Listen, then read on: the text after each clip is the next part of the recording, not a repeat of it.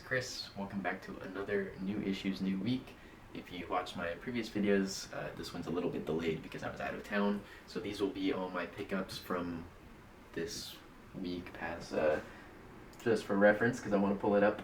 It was Wednesday, October 22nd's pickups that I am just now getting around to here for this video. So I figured I would do video for this now, just upload it a little bit late because as you can see here, we've got a lot that I went through. So I figured I'd do a separate one for this instead of combining it with next week's because that probably would have just been way too much. So anyways, we're going to go through this stack, and I think I've got 2 issues picked out that I'm going to read. Like I said, I was out of town, so some of these I have read already. Some of them are still yet to be read. All of it will be covered in the upcoming new reader recap video, so stay tuned for that. First off the stack, we've got Gachiakuta number 8. Hopefully I'm saying that right, but this is my favorite manga off shelves. On track to be just one of my favorites. I've been watching the anime and everything. I think it's super unique. The art style is super dope. All the characters are awesome. Right now, volume 8, we are currently in like the biggest peak of the story yet. We're at the climax right now for everything that's been happening so far. We're right in the middle of it. Kind of ended on a cliffhanger. Very excited for that one. Next up, we've got Larfleeze, issue number 12. I don't think anyone was expecting this pull, but I was just digging through some bins and was looking for some original character, just kind of one-off story stuff. Martian Manhunter was kind of my main thing, but you're not gonna find it issue once, anything like that. At least not my spot, I don't think so. Larfleeze issue 12. Cover was cool. This is from the New 52. I don't really know anything about Larfleeze other than he's like the one Orange Lantern, and it's everything to do with greed and avarice and all that. So like it says, Larfleeze, the face of greed. Curious to read it because, like I said, I don't know anything. Maybe it'll make me go back and read the whole mini-series, but just thought it was unique and it was $2, so I kind of wanted to get it just for the cover at least. Next up, we've got the DCKO tie-in with the Justice League Unlimited. Yeah, pretty decent issue. I've read that one already. The Superman number 31 tie-in. I've also read this one, but this cover is genuinely one of my favorites. Like, I'd have to go through to be like, oh, it's my favorite, but contender for possibly my favorite cover I own. Some people might, super simple, but it's so spot on. It's so perfect. Everything with the colors and the don't walk and him flying.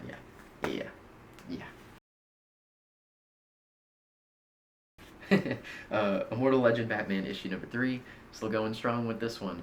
Yeah, every time I'm like, I don't need to read more Batman. They just keep making good comics, so what can I do? What can I do or say? It's Batman. Undead Iron Fist, issue number 2. Absolutely banger. I hope people are reading this one. The art style is super cool. It's a little simple, sure, but it's like a great time I'm having with it. At least someone who's not super familiar with the Iron Fist character. I think what they're doing with the character right now, the little twists and kind of mystery that's happening underneath with him being dead and resurrected, where's all this power and all, it's cool. But we had a cool Daredevil appearance in that one. I'll go through it, of course, in the new reader recap. I'm not trying to take forever here, but Escape issue 3, probably my favorite comic I've been pulling off a shelf since I started reading. I think Escape number 1 was like when I first went to my local comic shop and was checking around for what was new that week. Escape issue 1, I think, had just come out.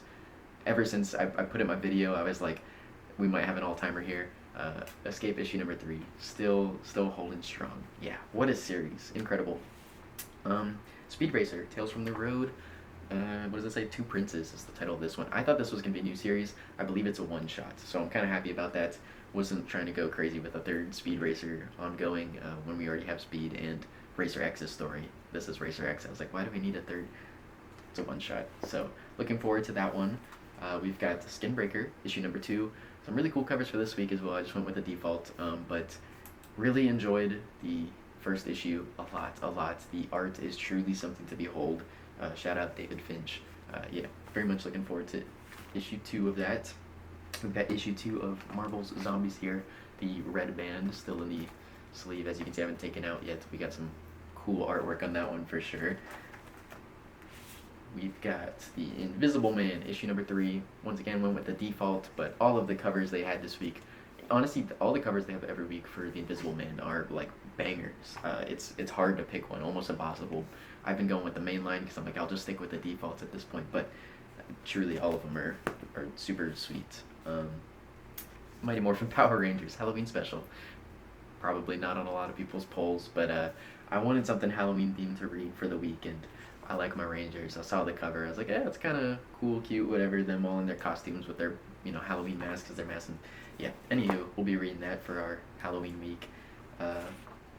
Finally, we've got our Age of Revelation issues here. The final little bit that's been unfortunately mandatory for my pull list the last couple weeks now. I believe this upcoming week is the last week with the final wave of issue 1, so thank God. But for now, we've got Radioactive Spider-Man issue number 1, probably one of the ones I'm most excited for out of the Age of Revelation titles, because everyone likes Spider-Man, same thing with Batman, right? Got 2 covers for this one though.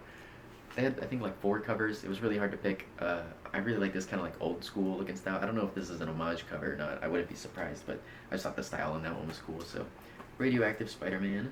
And then we've got, I think, probably one of actually my most anticipated titles from the Age of Revelation. It's The Last Wolverine.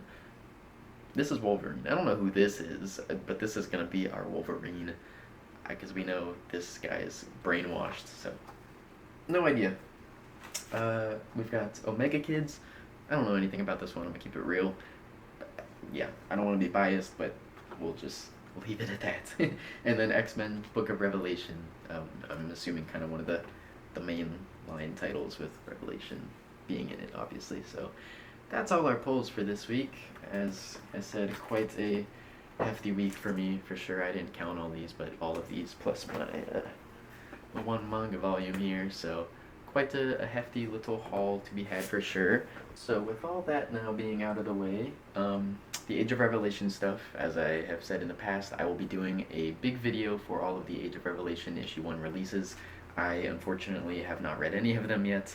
I haven't heard anything on them at all. I have not been seeing it online. I haven't heard anyone talk about it. I haven't seen like any videos recommended, and like nothing. So I don't know if anyone's just not caring about the Age of Revelation titles releasing. Some of them, like I said, look pretty interesting to me, but I know a lot of people aren't really driving with what Marvel's doing right now as, a company and the decisions they're making. So I can't say I blame people for not being interested, especially with how many of these titles there are. My God, like I said, I think next week we've got our final wave coming out, but when I put this with like the rest of my stack, hold on one second, man, like this is too much for like, it's been 3 weeks and all these come out. Granted, one of these is a duplicate. Like I said, I got 2 Radioactive Spider-Man, but this is just a lot of titles, and we've still got, I think, 4 more next week for our final wave. So I'm going to be doing my big video. I'm going to read them all. I'm going to go through my thoughts and opinions, reviews, which, series I'm interested in, which ones I'll pull in, which ones I'll be dropping.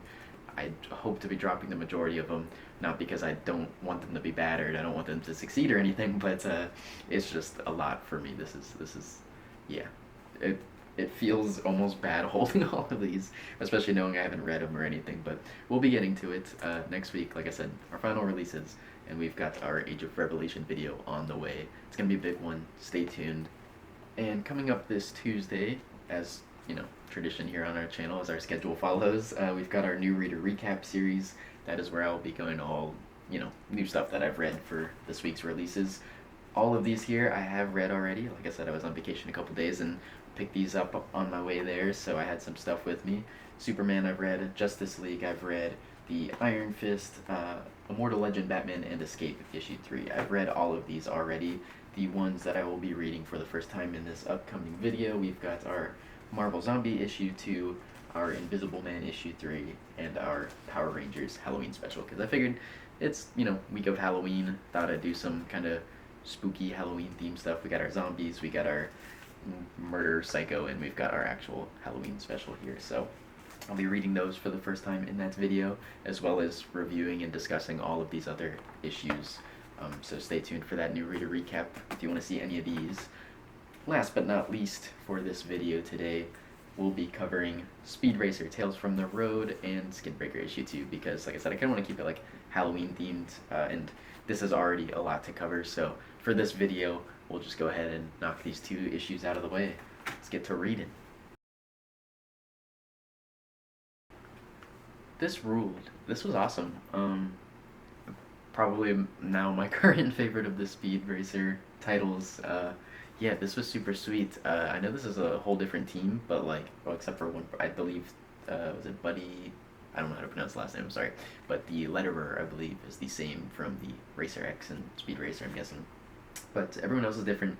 The art style, crazy. The all the panels, the colors, all the different textures, and it's just so like wow. I don't know. I'm kind of in shock. I wasn't expecting. I was kind of expecting more of the same from the Speed Racer and Racer X stuff, but this feels like a little bit of an upgrade. I'm not gonna lie. It's gorgeous. The whole thing is, so the title is Two Princes. We've got Racer X, and I shouldn't, there are two characters we're obviously following, Racer X and someone called the Viking he's after, but all the while there's this story being told of two people, two young men who were basically, sort of raised in, maybe not raised, but like sort of went off on their own paths. They kind of had different determinations, different goals they wanted to achieve, and different means of getting there. One of the young men who's a little bit more on the positive side, he wants to change himself and become the best he can. The other one basically also wants to change and sort of also become the best, but in a different way. Not the best as the best man, but the best as in I'm going to destroy everyone and take everything for myself best. So very clearly a moral difference between the two of them for sure. The whole rest of the issue, like I said, we're kind of going between Racer X and this one character, the Viking. The Viking is actually after Racer X because Racer X was after him undercover and cover was blown. So Viking is after Racer X and they kind of go to ambush him. He has this cool little combat scene. Like I said, the panels, the art, everything is so nice. The colors and the details are sweet. All the little like different fluid motions here where you can see his arm is kind of like bending, like rubber banding, like a noodle. I really love all this different stuff. But yeah, like I said, the colors, the different like palettes and textures they're using all throughout. The details on the car, especially when we see this one page and he unveils it for the first time and we kind of see this new like model design for it. Super clean, super like retro looking. He takes that thing out for a spin and immediately we're on the road, which like if you've watched my other discussions on the Speed Racer and Racer X series, I love the racing in it, but I always wish it was just a little bit longer. After from this page on, it's just straight racing action and it's awesome. It's the Viking and Racer X, they're after one another. Viking is kind of doing his thing, sending all his goons after Racer X. He's pulling all these stunts. First people he just kind of blinds with his headlights and takes them out. In between there's all these really cool little detailed panels too of him doing like the actual, or like I should say the artist, they're depicting the actual like car, how should I say, the controls. We're seeing like the shifting gears and the pedals in frames with little like diagrams showing what Racer X is doing inside the car and stuff, so it makes it feel like a lot more real that way, just besides watching the race happen, we're actually seeing like what they're doing within the car and what it takes to operate this, I guess. So even if it's simple for people who don't understand cars, it's enough where it kind of engages you a little bit more, I think. So that was super cool. Like I said, keep flashing back and forth between the story of the two boys. One who is trying to become worthy. He's trying to rid himself of foolishness. The other one is sort of a killer. He's terrorizing people. Like I said, he wants to become the best, and he is being childish and greedy all the while. So, come back to the race. More racers are on Racer X. He's having problems with the car, kind of a little bit some malfunctions here and there, but takes some people out with an oil spill. Some more cool driving action, crazy detailed color panels. So much gorgeous art to look at in this one. I can't express it enough. I wish like every issue could be like this. Not that I'm trying to be greedy myself here, but this one is an awesome one shot. I'm so happy we got this. It sort of unveils here too at the end of this page that, not that it's a super huge surprise, but the two boys who have been just nondescript characters were revealed as Racer X and the Viking, and we see their two paths. Racer X obviously being sort of the morally good one, you could say, and the Viking being obviously less so. Or I should say not less so, but the bad one. Racer X is kind of less so, even though he's on a good path. But anywho, we get a little bit more detail here on it with the two of them. There's this one page and it's saying, Racer X was once asked why he did this work. He answered, my ambition was selfish and I caused damage. I need to walk away from everything to find out who I really am and how to do better. So that's kind of the part where it's like, like I said, kind of on that right path, leaving the morally bad stuff behind. Where Viking, however, it says the Viking was once asked why he did this work, and he answered, "I want to feel safe. I can only feel safe when I have power over other people. Don't ever tell me what to do, or I'll hurt you." So, obviously not the most friendly fellow, someone to be reasoned with, it seems.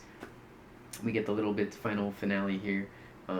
This huge plane carrier is about to take off, big enough to fit the car on, so Viking's going to pull his car up on the back of this plane.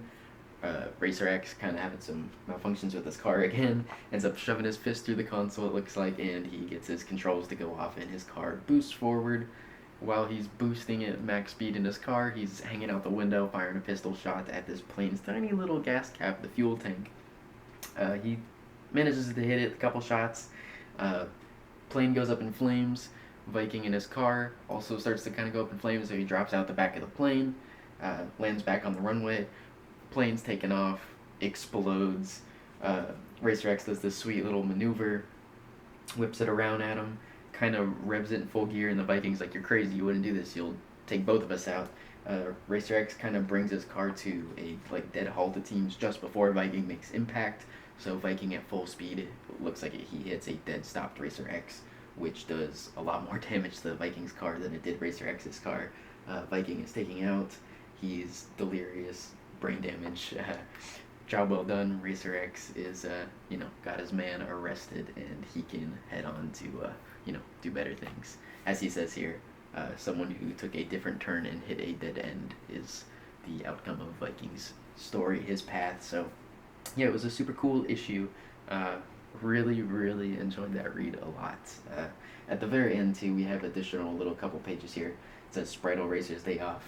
So we get Spritle and Chim Chim. They sort of have this fantasy date, or Spritle has this fantasy daydream of him taking Speed's Mach 5 keys and taking out sort of for a joyride, their dream day with the car if they were to go out. So they're hanging out with girls, and they race an ice cream truck because for some reason an ice cream truck driver decided to race them. They did some donuts on their bully's lawn, monster truck show, chased by the cops at the end of the day, of course, and ended up getting arrested for it. So yeah, cool little, imaginative, just two-page little thing there. Yeah, that concludes that. Highly, highly recommend this. Even if you don't, haven't read the other Speed Racer, Racer X issues, you can pick this up, and this is, a great read. I would highly recommend this. So, big shout out to everyone, Mark London, David Pose, Sebastian Perez, Alessio Zano, and Buddy Boudon.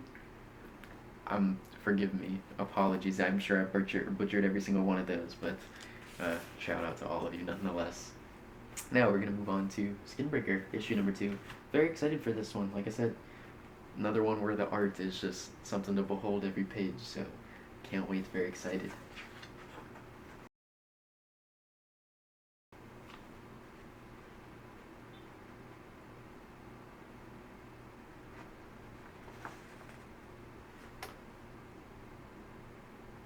Whoa, that was a cool little jump. I wasn't expecting that, the transition, because I was like, man, this is a really cool close-up, this double spread they gave just of his face, and we see the scar, and it was making me think, I'm like, at first, obviously he was kind of feigning the fight, he was taking blows and stuff like that, not swinging, fighting back or whatever, and he lets himself get hit in the face by the chieftain and gets this, scar on his face from the blade, but, I was thinking maybe that wasn't, obviously he was taking hits, and I was like, oh, maybe he just wanted to get hit to show and he took a bad one, but I feel like it was more him wanting to give himself the scar on purpose, to have it not just as the memory, but as a mark and a symbol for what he wants to do and what he wants to change with the tribe. And then all of a sudden I just flipped the page and I saw the transition, and I was like, whoa. I for whatever reason just wasn't ready for that to happen so quickly. So it's been chieftain for a while now. His expression has not changed in the slightest from that moment, though, so can only assume that means positive things. Let's keep reading. So that was another super great read, once again. Yeah, Skinbreaker issue 2 already doing a lot. We're moving very fast, but I'm really liking what the story's setting up. I completely thought it was going to be one thing from number 1. Number 2, it's we've completely already gone somewhere else, so really cool. We start off with Anak and Thul, our two again, immediately picking up from sort of the ceremony last time where Anak challenged. He butted in right before Thul and he was like, I challenge. And Thul's like, what? He's like, I said it first, you can't do nothing about it. And Thul just blows him off. So kind of funny, but customs are customs, I guess. Which Anak is immediately gonna try to change the rules anyways as soon as he. Anywho, Anak's very upset about this, obviously, because he has to kill his mentor, the whole tribe's mentor. He's very, he's just grieving. He's actually crying, and his wife says, you can't let the tribe see you like this. He says he can't do it. He's just too sad. She kind of gives him a little talk, says, you have to, because otherwise we're all left with Thul, and don't do that. So we flip the page. They're in this cool double panel of the two of them, the chieftain and Anak, standing off against each other. This is when they have their fights. Like I said, Anak's kind of not really fighting back, just doing a little bit of defense until he lets the chieftain land the blow on his face, leaving him a nice little gash across his eye. Everyone's just kind of like looking on very sadly. The chieftain's begging him to fight. He's like, this is, you have to, please. We don't want this guy as chieftain. Thul stepping in, calling him weak, a shame to their tribe. Anak kind of braces himself and then, gives it what he's got. He fights with the chieftain, tells him he's sorry, and then he lands the killing blow on him. The chieftain falls, thanks him. Anak picks up his blade and declares to the tribe that he is now the chieftain. Thul very upset about this. Obviously, Anak not too happy about it himself. He's pretty upset about this. However, his wife comes in, says that it's time for the stone bringing, which is this monument, sort of a tribute that they do for their lost ones, I guess, or at least for the chieftain when the chieftain goes, I'm guessing. But everyone in the tribe, at least those who cared, I guess, bring one of these stones, and they're not just any, pretty looking cool little crafted stones here. I like this design. It's something, like I said, it's not just a regular stack of rocks, which nothing wrong with that, but this is cool for just like a custom tribe thing for them to do. Anywho, they go leave their little tribute. He apologizes to the chieftain. He says, I know there is a better way, obviously talking about their tribe and what he wants to change. That's when we cut to the shot of his face looking over the stones, and then we flip the page and immediately again we cut to the same exact facial expression on him, except way in the future. I'm guessing the same age as the chieftain who just passed. So all of a sudden we start sort of same how we started issue 1, where Anak was on the hunt with the chieftain for this beast, except now it's the chieftain and a bunch of the other, newer grown tribe members, whatever. They're got this same exact beast coming at him. He's got a trap set this time for him. One of the newer ones questions him, saying, are you sure this will work? He says, don't question me. Have faith in the new ways. Krek. Krek is the name of this person. I don't know. I remember there was a kid from the first issue. There didn't seem to be any clear mention of them in this issue, so I don't know if Krek is the kid or if the kid's still around, or if their kid unfortunately didn't make it because that whole, issue with the, the whole skin breaking ceremony and all that. So, anywho, I'm not sure the deal with the kid, but one of the new kids here is questioning him. Says, don't do it. Wait till the beast gets in position. Beast is approaching. He's, calls for the trap to be set. Trap lands, takes out the beast. Beast is not, dead. It wasn't, I believe last time it fell into a pit of spikes and killed. This time it was just kind of incapacitated with 2 tree logs. Chieftain says it is done. He says, keep your distance and bring me the breaker, which was a new tool that I guess he had invented, where last time we saw on the hunt with the previous chieftain, he had to witness the chieftain struggle to break the jaws of this beast, as it was custom to do. You use your strength and you break it open. He was on the hunt with the chieftain, and the chieftain couldn't really do it, and he felt bad for him, so he kind of takes over and does the job or whatever. This time, whether it's solely because he didn't want to feel, that pain that he felt, I guess, watching the chieftain, since he cared about him getting old and stuff, whether he didn't want other people to feel that, or he didn't want other people to feel that about him, though, they don't want to see him weak or whatever. But anywho, he's got this tool, the breaker thing. He uses it, puts it in the mouth, and it kind of breaks the jaw open of this beast, and that's sort of their new way of doing it. And he's like, see, everyone, not so bad, right? It looks like son of Thul. It looks like a Thul copy and paste almost, but their name is Paka, I believe. Calls the chieftain a disgrace. He's like, this is our chieftain.